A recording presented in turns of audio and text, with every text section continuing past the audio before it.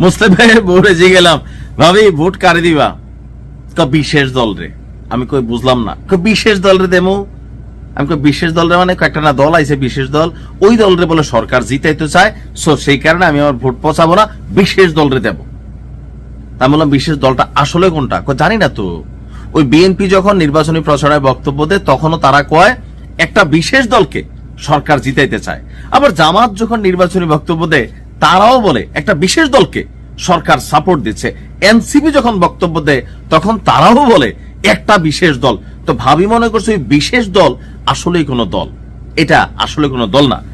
তবে এই যে তিন দলের যারা প্রধান নেতারা আছেন বা কর্মীরা আছেন তারা যখন বক্তব্য দেন বিশেষ দল, তখন জনগণের মধ্যে কি আসলে প্রশ্ন ওঠে বিশেষ দল নাকি নাম মুখে নিবে না ভাসুরের দল কিন্তু এক দল আরেক দলের প্রেক্ষিতে এই কথাগুলো বলছে। আসলে কিন্তু বিএনপি জামাতের নাম নিচ্ছে না, জামাত বিএনপির নাম নিচ্ছে না, এনসিপি আবার বিএনপির নাম নিচ্ছে না, বিএনপি আবার এনসিপির নাম নিচ্ছে না।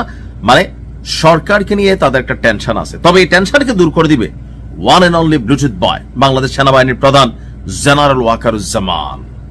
খুবই কড়া বক্তব্য এসেছে। আর এটা সেন্টেন্সগত দিক থেকে আপনার অনেকটা শাসনমূলক ওয়ার্ড। শব্দটা হচ্ছে আমার দেশ পত্রিকার যে লিড নিউজ, নির্বাচন নিরপেক্ষ এবং সুষ্ঠুভাবে সম্পন্ন করতে হবে। এখানে কিন্তু আপনার একটা নির্দেশনা আসছে as a army chief, so command করাই ওনার কাজ।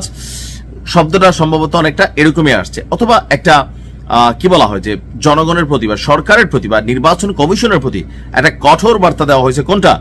নির্বাচনকে নিরপেক্ষ এবং সুষ্ঠুভাবে সম্পন্ন করতে হবে। নির্বাচন সুষ্ঠু হতে হবে, সেটা একরকম শব্দ, আর সম্পন্ন করতে হবে বাংলা সেন্টেন্সগত দিক থেকে আমরা যদি চিন্তা করি তাহলে এটাতে জোর দেওয়া হয়েছে। তো কেন হঠাৎ করে আমাদের সেনাপ্রধান এই কথা বলছেন?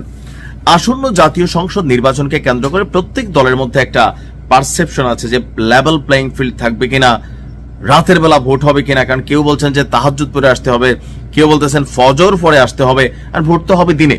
তাহলে কোথাও কি কোনো রকম ঝামেলা? তো এই বিষয়গুলো নিয়ে আন্তর্জাতিকভাবে দেশীয়ভাবে নানান বক্তব্য আছে। খোদ জামাত তারা ইউর কাছে বলেছে যে নির্বাচনের লেভেল প্লেইং ফিল্ড এবং নির্বাচনের দিন নিয়ে তারা শঙ্কিত আছে। তো এই যে শঙ্কা, জনগণের একটা অংশ মনে করছে নির্বাচনের দিন কোনো ভেজাল হয় কিনা, নির্বাচনে যাবো কিনা, ভোট কেন্দ্রে ভোট দেবো কিনা। আমি মনে করি আপনি অবশ্যই ভোট দিবেন। তো এই সবকিছু মিলিয়ে পরিবেশটাকে কোলাহল মুক্ত করতে সেনাপ্রধান বিশেষ ভূমিকায় আপনারা যাচ্ছেন।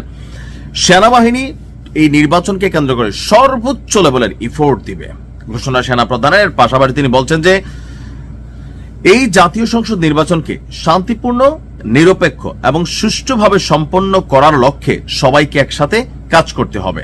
পেশাদারি, নিরপেক্ষতা, শৃঙ্খলা, ধৈর্য, নাগরিক বান্ধব আচরণের মাধ্যমে দায়িত্ব পালন করতে হবে।